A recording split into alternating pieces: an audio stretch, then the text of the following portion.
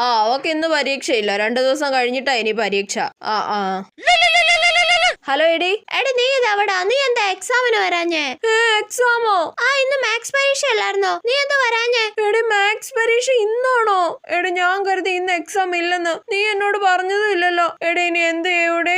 ഇനി എന്ത് ചെയ്യാനാടി? Public exam അല്ലായിരുന്നോ? നീ +2 തോക്കുവാടി. അങ്ങനെ പറയല്ലേ, ഞാൻ ഇപ്പൊ വന്ന് എക്സാം എഴുതാം.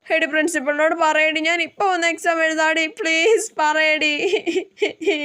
എല്ലാടി നീ പരീക്ഷ എഴുതാത്തോണ്ട് +2 ഉറപ്പായിട്ടും തോക്കും. പിന്നെ പരീക്ഷ എഴുതി ജയിച്ചാ മതിയടേ. അങ്ങനെ പറയല്ലേ പ്ലീസ് ഡി, എനിക്ക് പരീക്ഷ എഴുതണം. പ്ലീസ് ഡി, പ്രിൻസിപ്പളിനോട് പറ. പ്ലീസ് പ്രിൻസിപ്പളിനോട് പറയടി, എനിക്ക് എക്സാം എഴുതണേ. അയ്യേ, ഇത് സ്വപ്നമായിരുന്നോ? അപ്പൊ ഞാൻ പരീക്ഷയ്ക്ക് പോവാതിരുന്നത് സ്വപ്നമായിരുന്നോ? അയ്യേ, മനുഷ്യനെ പേടിപ്പിക്കാനായിട്ട്. എന്റെ പൊന്നോ, അങ്ങനെ പരീക്ഷയ്ക്ക് പോവാതിരുന്നാലുള്ള അവസ്ഥയൊന്നും ആലോചിച്ച് നോക്കിയേ. അയ്യോ, ചിന്തിക്കാൻ പോലും വയ്യ.